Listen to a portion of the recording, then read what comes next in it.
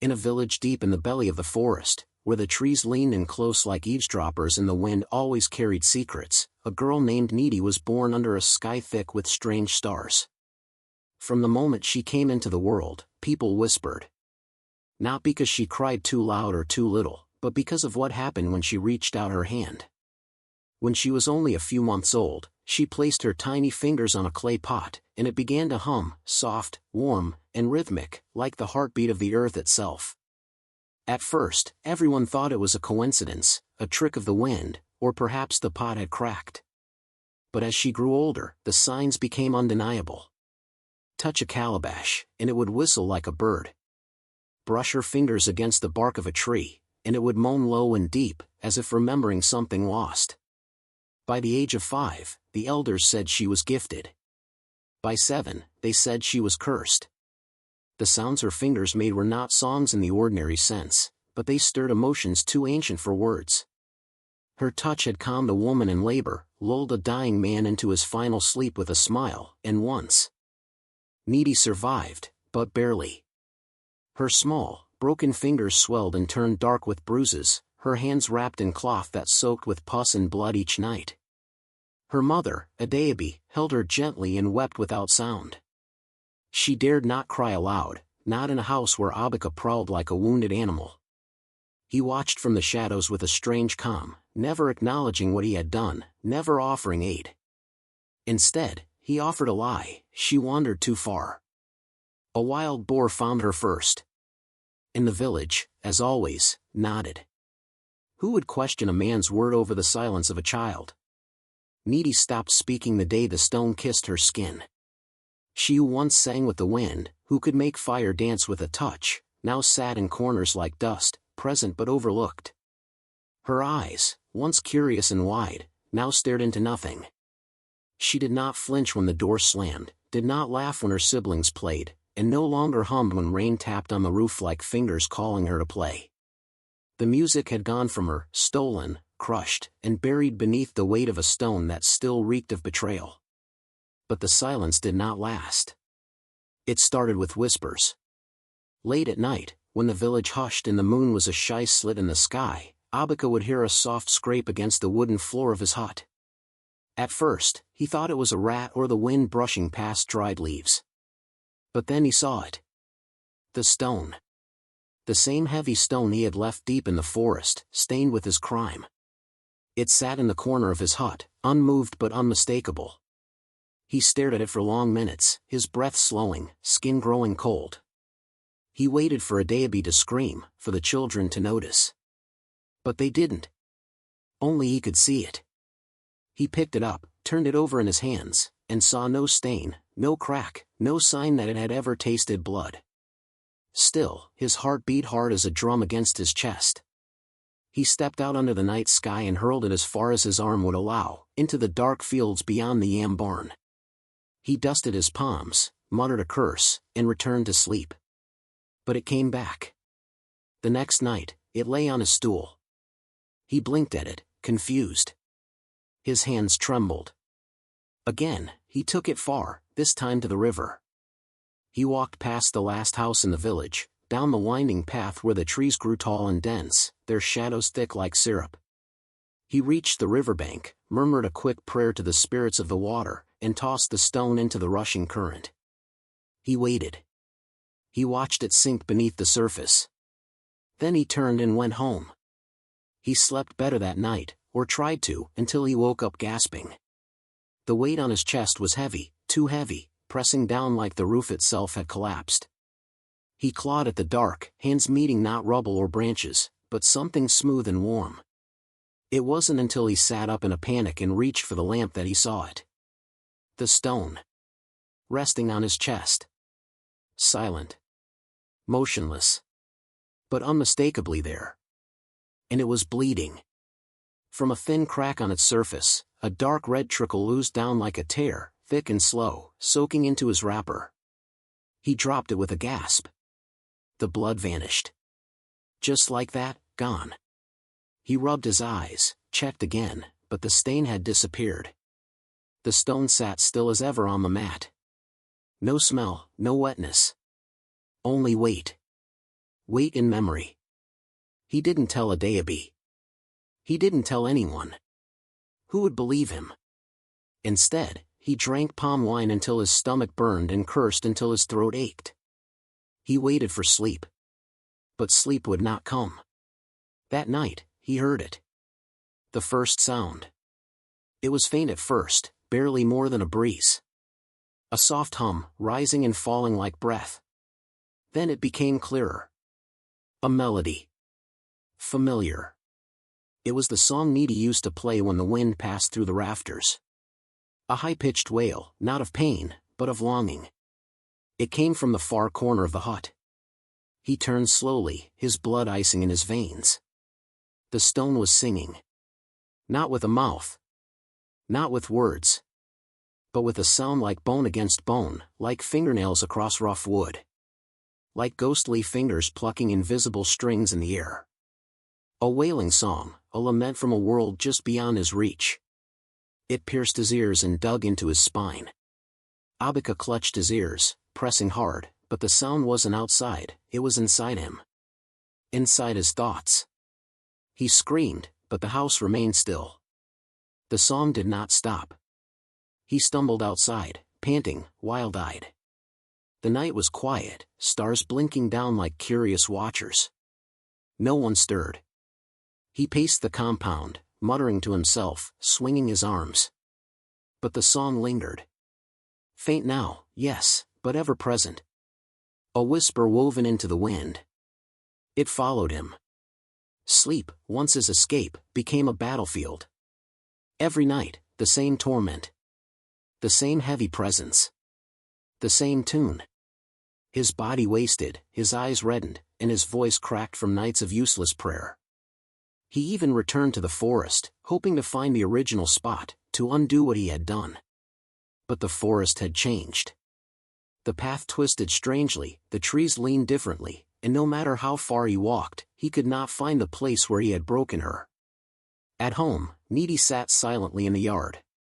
Her hands bandaged, her eyes vacant. But sometimes, just sometimes, a flicker of knowing passed through her gaze. A twitch of the lips, a narrowing of the eyes, as if she could hear the music too, as if she knew the stone had begun to sing. And in those moments, Abika felt smaller than he'd ever known a man could feel. He tried charms, burned herbs, even slaughtered a chicken at the foot of the compound. Nothing worked. The stone remained. The song persisted. And Needy's silence grew heavier by the day. She had stopped speaking, yes. But the stone had found its voice. Abika no longer lived, he merely existed, trapped in a world where waking life was no kinder than the dreams that hunted him. His hut, once quiet, had turned into a den of night sounds, whispering winds that spoke without words, floorboards that creaked with steps no one made, and above all, the crying. The crying was the worst of it. It did not roar like a wounded beast or howl like spirits in the bush. It sobbed, quiet, small, like a child too tired to scream. At first, he thought it was in his head. He would sit upright on his mat, sweat-soaked and shivering, clutching the raffia curtain with both hands, listening. But the sound never went away. He tried everything. First, he dug a hole behind the compound, a deep one, past the roots and worms, and dropped the stone in it. He poured palm oil over it, threw in dried herbs, and muttered prayers he barely remembered. He covered the pit with heavy soil and a carved wooden slab. That night, he dared to hope.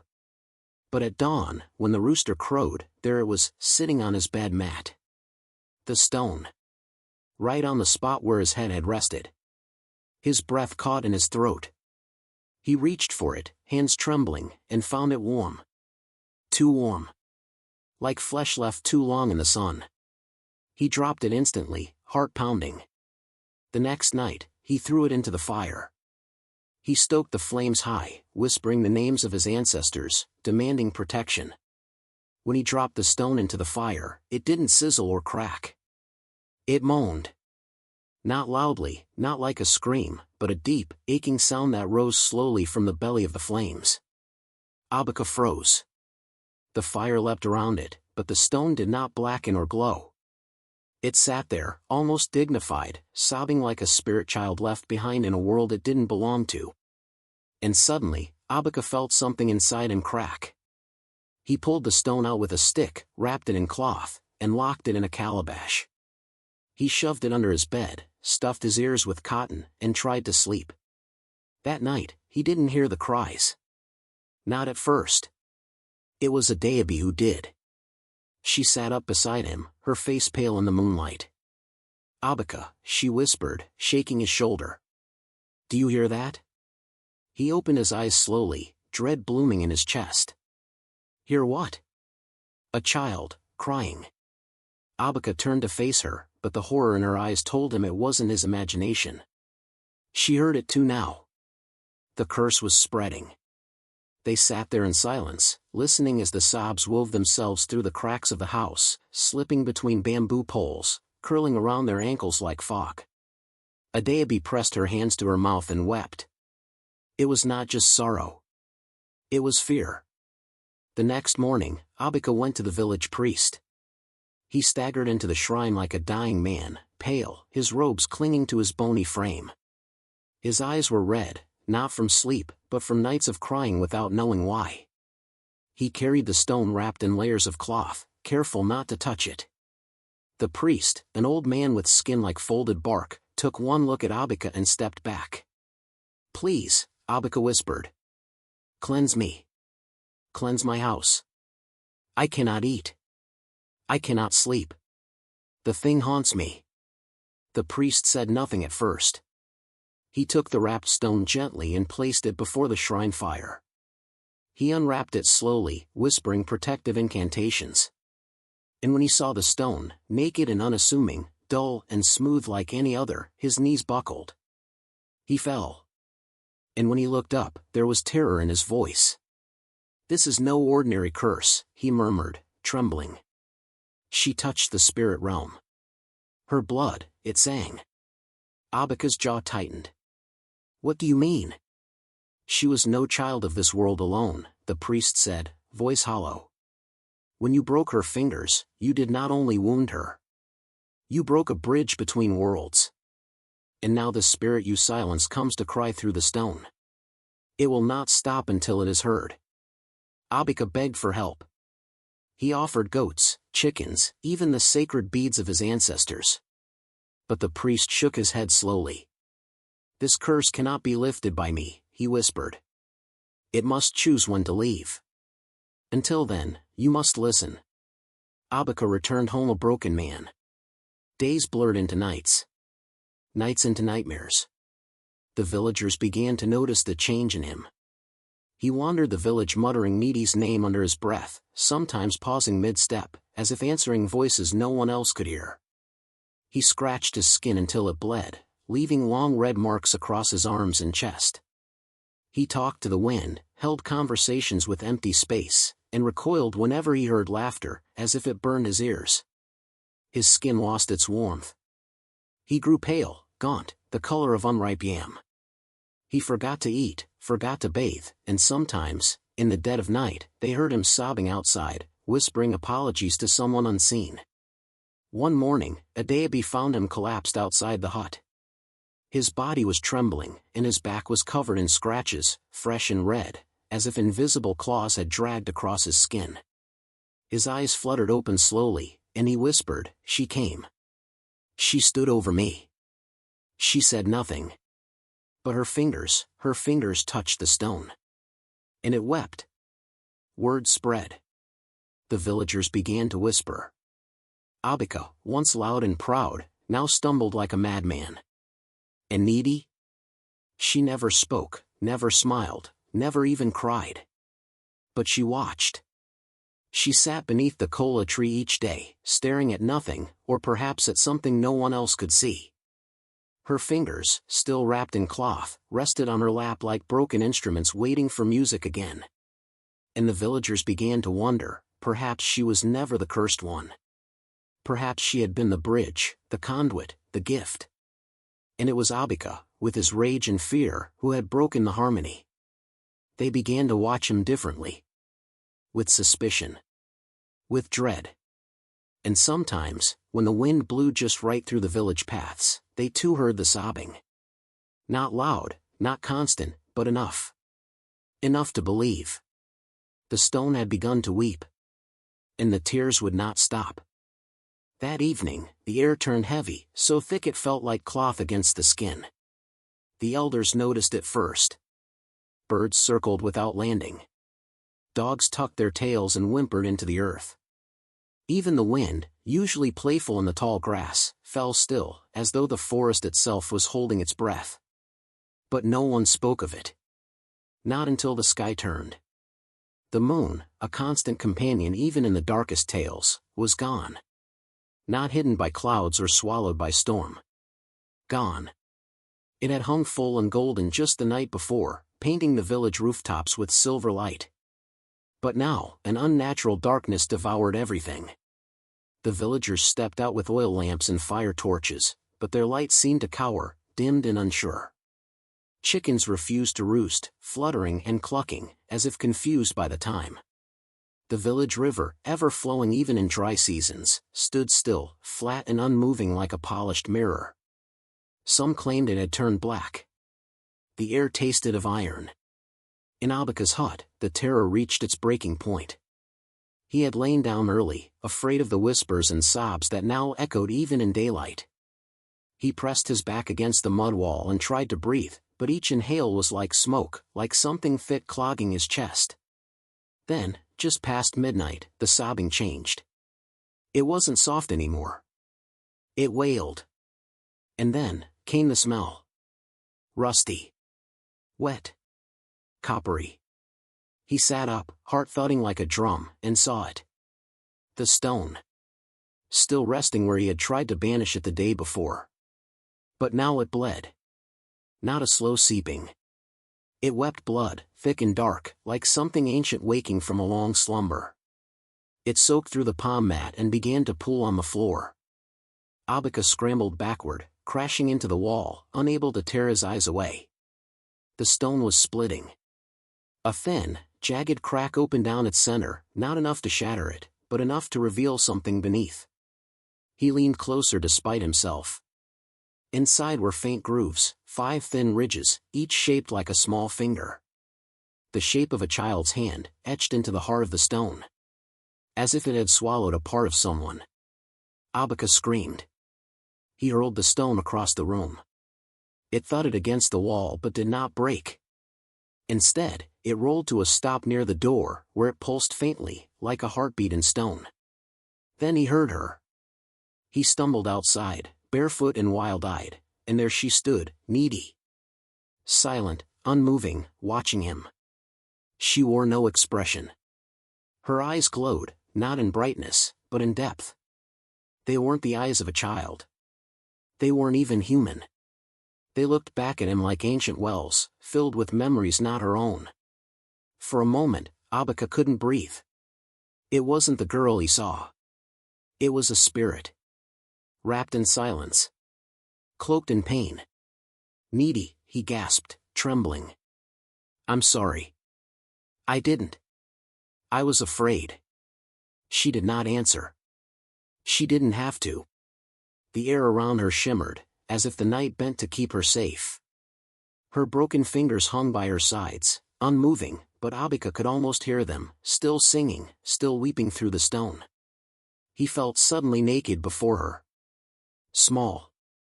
Less than a man. He stumbled backward. And then he ran. He did not take clothes or his hunting spear. He didn't even look back at his wife, who stood frozen in their doorway with wide eyes. He grabbed only his old machete and a small gourd of river water and sprinted into the bush. The night swallowed him. He didn't stop until his feet were cut and bleeding, until the trees towered so high above him they looked like giants. He found a clearing near the base of the northern hills and collapsed.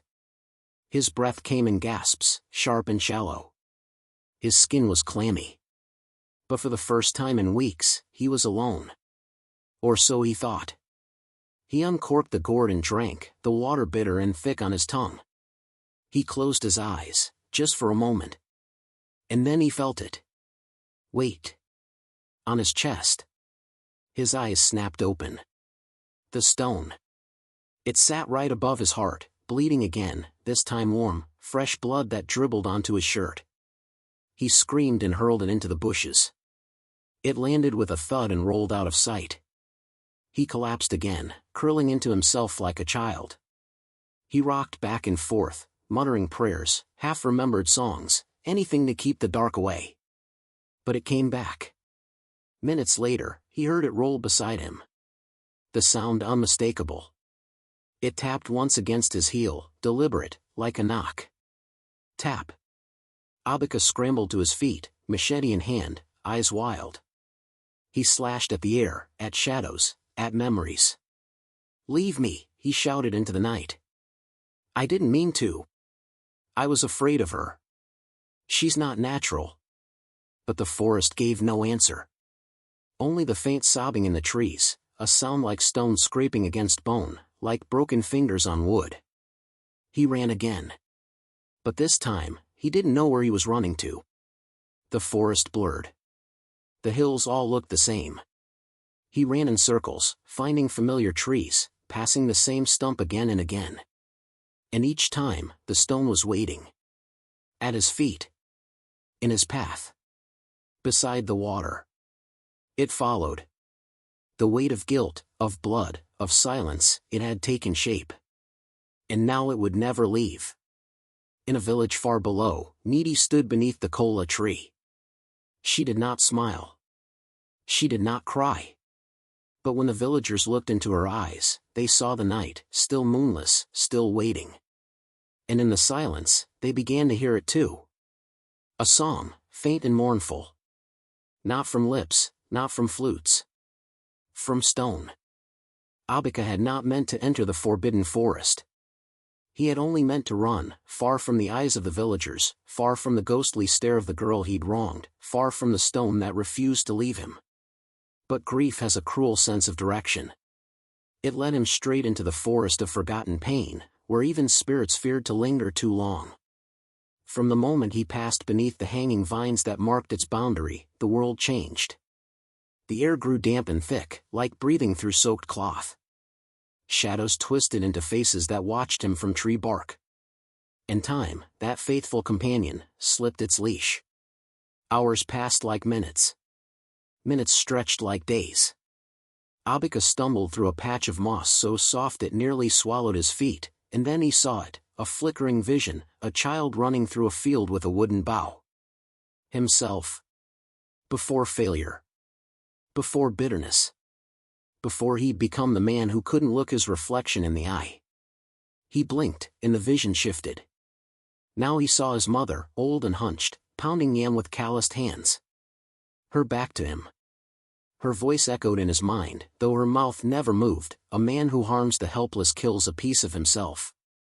He turned away, but another vision waited, himself, raising a hand against his first wife in a fit of drunken rage. He had forgotten that night. Or chosen to. But here, the forest remembered. Each step forward peeled back another layer of who he was. Every cruelty returned, not with anger, but with aching, unbearable honesty. And always, in the background, that song. No longer a sob or a wail. A melody now. Soft, spiraling, piercing his chest like a slow knife. Needy's tune. It filled the air like a mist. Every tree carried it. Every leaf hummed with it.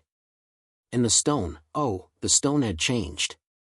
It no longer waited for him to sleep before appearing. It now rode in his satchel, warm against his ribs. Sometimes he thought it pulsed with his heartbeat. Sometimes faster. He tried to leave. He walked back the way he came, or thought he did, but found himself before the same ancient baobab again and again. The forest was not letting him go.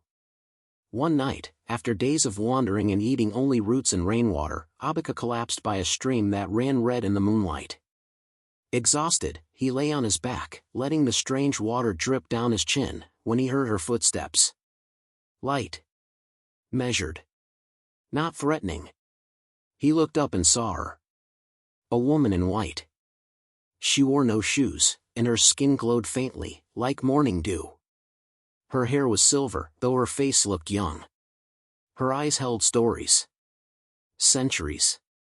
He sat up slowly, unsure whether to run or bow. The woman looked at him, not with hatred, not even pity, but with something deeper. A sorrow too vast for words. "You have wandered where few dare," she said, her voice a breeze stirring the treetops. "Do you know where you are?" "The forbidden forest," he croaked. "I didn't mean to." "Mean?" she echoed, stepping closer. "Ah. That is a word men use when they fail to own their cruelty." Abika dropped his gaze. The stone shifted in his satchel, growing heavier. "You crushed a gift the gods gave you to protect," the woman said. "You did not just hurt a child. You silenced a voice meant to heal the world. The gods do not forget such crimes." Tears welled in his eyes. He opened his mouth to plead, to explain, but no words came. The woman held out her hand. And it was another stone. Identical to the first. It bled. Abika recoiled. "No," he whispered. "I can barely carry the first." "And now you will carry two," she said. "This one holds the pain you caused and never claimed. The nights your wife cried alone. The dreams you crushed in others to silence the failure in yourself. It is yours." The stone hovered in the air for a breath, then dropped into his lap with a thud. He flinched, as though it had weight beyond the physical. And it did. 2 stones now. Both warm. Both weeping. He tried to rise, but the weight pulled him down. "Will they ever stop?" he asked, his voice ragged. "The crying?" The woman in white studied him for a long moment. Then she said, softly, "When your soul does." She turned to leave, vanishing between 2 trees as if she'd never been. The forest fell silent again. But inside Abika, something cracked. He stayed by the stream that night, unable to sleep, the stones resting on either side of him. One sang Needy's tune. The other hummed like a heart mourning itself. The man who had once been feared, who had once roared at shadows, now wept into the earth. And the trees listened. In the distance, the forest exhaled. Abika had walked for what felt like weeks, though the sun no longer rose or set in ways he could measure. The forest held no rhythm here. He had long since stopped marking time and simply moved where the trees led him. And then one evening, without warning, the world opened up. He stumbled into a clearing unlike any he had seen before.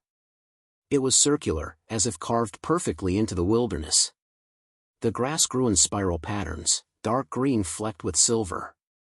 In the center stood a flat stone slab, and around it, a ring of trees taller than any he had seen. But it was not the trees that stopped him. It was the gathering. They were there. All of them. Spirits. Some tall and draped in wind that seemed to shimmer with color. Others faceless and still, like statues made of fog.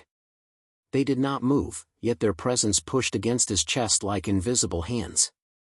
Abika's knees buckled before he could stop them. He dropped to the ground, both weeping stones heavy at his sides. A voice, if it could be called that, spoke from nowhere and everywhere. "You have entered the circle of witness. Here, memory judges the soul." He tried to speak, to beg, to explain, but the words twisted in his throat. The tallest spirit raised an arm. And suddenly, the clearing changed. He was no longer in the forest. He was in the past. The day of the crime. There was Needy, small and bright-eyed, walking beside him through the woods. He heard her humming, no, not with her mouth, but with her fingers as she brushed them against tree bark. Each tree sang in its own tone. Even then, it had unsettled him. The vision continued. He watched himself lie to her, "Help me gather firewood, Needy," and lure her deeper into the trees. He saw again the stone in his hand, heavy and final. He saw her trust, her confusion, and then her pain. And then again. The scene reset. He lived it once more. And again. Each time, her cries grew louder. Not just screams of pain, but of betrayal, heartbreak, confusion. He could feel her pulse racing. could feel her body trembling, could hear her calling out for her mother, for the gods, for anyone. He tried to look away, to close his eyes. He could not. The spirits kept them open. Again. He lived it a fourth time. But this time, the scene changed. Instead of her shattered fingers and his twisted rage, he saw what could have been. A future he had stolen. In this version, he reached for her hand not to harm it, but to lift her onto a stool before the village chief. She was older. Composed. Her fingers danced across carved wood, and music, pure, healing music, flowed from the object. The chief's blind wife opened her eyes, and light poured in. Villagers gathered, weeping in joy. The rains came when she sang to the skies. Storms parted when she touched the earth. She was a healer. A bridge between worlds. And he, Abika, stood beside her, older, proud, respected. A guardian of a gift the gods had trusted him with. He reached out to touch that version of her, to hold the future he'd stolen. The spirit's voice cut through the vision. Why? Just one word. Why? Abika could not breathe. Not because he didn't have answers, but because he had too many. And none of them mattered. Because he was jealous. Because he was weak. Because his pride was a fragile thing that shattered at the sound of her gift. Because in his failure as a man, he needed someone smaller, weaker, to crush. He tried to say these things. To scream them. But his voice failed. Only sobs came out. The vision ended. The clearing returned. The spirits stood still. Watching. Weighing. The two stones beside him pulsed in rhythm.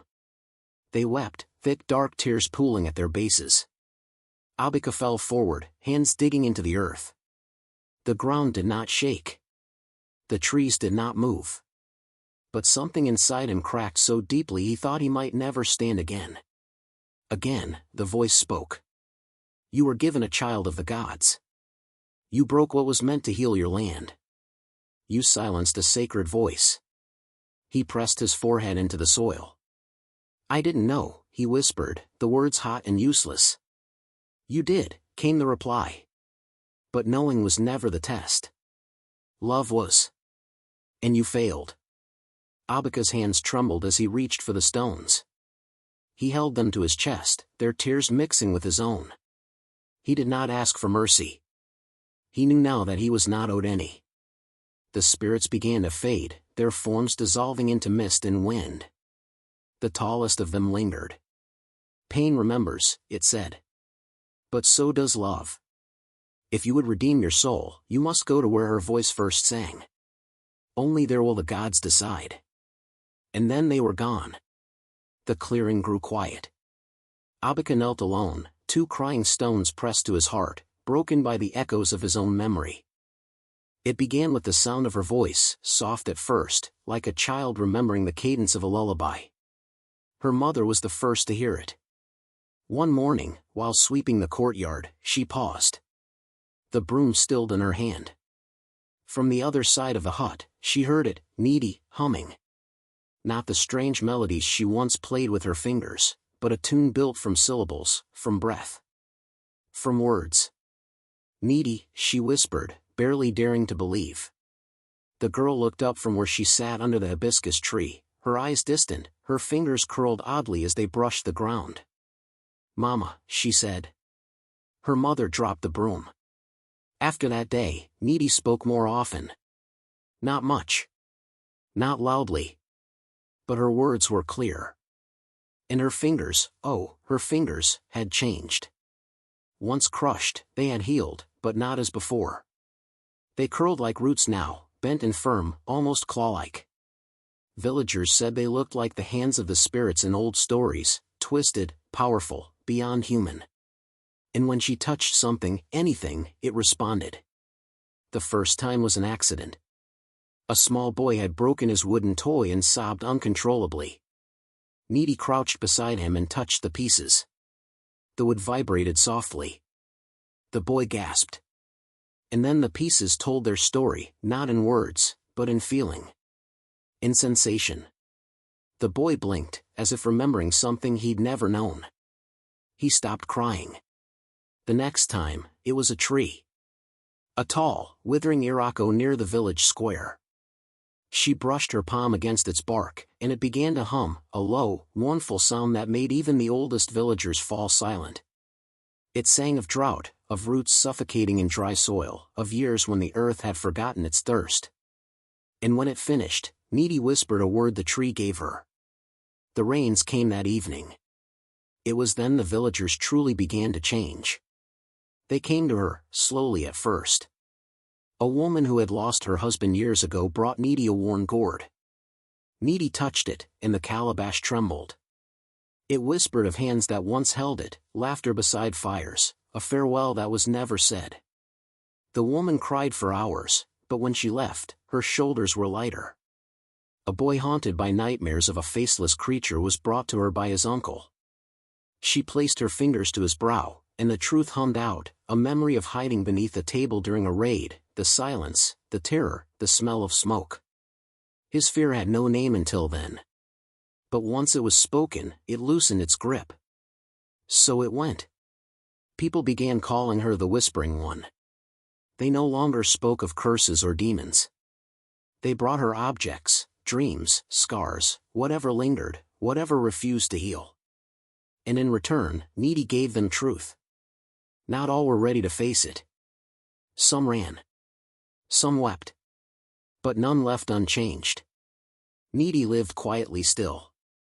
She did not seek power or praise.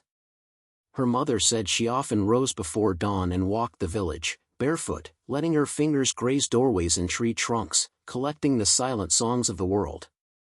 She said Needy spoke less now because she was always listening. Then, one day, something shifted. She stood at the edge of the village, where the last hut met the beginning of the path to the forest. The same forest where her hands had been shattered. The same forest where Abika had fled. A small crowd followed her that day. Not out of suspicion, but reverence. Children held their mothers' hands. Elders leaned on their staffs. Needy faced the forest. Her hair had grown long, threaded with bits of dried leaves and beads. Her hands hung by her sides, still bent, still strong. The air around her felt dense, charged. She turned to her mother and touched her cheek. "He is still wandering," she said. Her mother nodded, tears brimming in her eyes. Needy looked toward the forest once more. The wind carried her voice like it carried seeds. "It is time." The words were not loud, but the ground responded. Leaves rustled in agreement. Birds rose from the trees, circling, then vanished deeper into the canopy. Even the path, unused for months, seemed to sigh awake beneath her feet. She began to walk. Not hurriedly. Not hesitantly. With purpose. Behind her, no one moved. They knew better than to follow. This was not a journey for many. This was between her and the forest. Her and the past. Her and the stones. Her and him. As she disappeared into the trees, the village held its breath. They did not know what she would find. But they all knew the girl who once sang had become something far greater. A whisperer of truths. And now, it seemed, a reckoner. Abika's return was unlike anything the village had seen. He emerged from the forest as a shadow of the man who had fled, the hunter turned prisoner of his own guilt. His skin was stretched thin over brittle bones, his eyes hollow wells of sleepless nights and unspoken regrets. The once proud man now moved with the weight of unseen chains, his steps faltering but determined. He made his way directly to the riverbank, where Needy waited. She stood like a statue carved from ancient stone, her fingers gently tracing the ripples of water that danced under the soft moonlight. The village had not seen her like this before, calm, yet resolute, a figure poised between worlds. Abika fell to his knees without a word, the weight of his sins crushing him as surely as his hands had crushed hers. Before her feet, he placed the 2 stones that had tormented him for months, warm, weeping, and heavy with the burdens of pain and memory. "Forgive me," he whispered, his voice cracking under the strain of years spent hiding from the truth. Needy looked down at the stones, her eyes reflecting a deep, aching sadness that no words could touch. Slowly, she reached out, her fingers trembling as they brushed the stone's surfaces. In that moment, the stones ceased their crying. A single hum vibrated through the air, a tone so pure and clear it seemed to cleanse the darkness that had lingered too long. Then, almost imperceptibly, the stones began to crumble. Tiny grains of dust drifted upwards, carried by an unseen breeze. The dust shimmered in the moonlight as it rose, dissolving into the sky like forgotten sorrows finally set free. Abaka's shoulders shook as tears streamed down his gaunt face. He wept not only for the pain he had caused, but for the pain he had buried inside himself, the dreams he had broken long before his violence had silenced Needy's song. Needy met his gaze. There was no hatred there, only a sorrow so ancient it seemed to stretch beyond time itself. "Your dreams were crushed long before you crushed mine," she said quietly. He bowed his head, the weight of her words settling deep within him. Without another glance, he turned and walked away, the forest swallowing his figure once more. The village would never see him again. That night, the world seemed to exhale. The moon returned to its place in the sky, shining with a soft, forgiving light. The river sang once again, its waters sparkling as if waking from a long sleep. And in the heart of the village, Needy's fingers moved with a melody so pure, so haunting, that even the stars seemed to pause and listen. Her song was no longer one of pain or silence. It was a song of healing, of forgiveness, and of the enduring power of truth. And as the night stretched on, the village knew that the girl who had once been broken was now whole, her silent song echoing across the skies forevermore.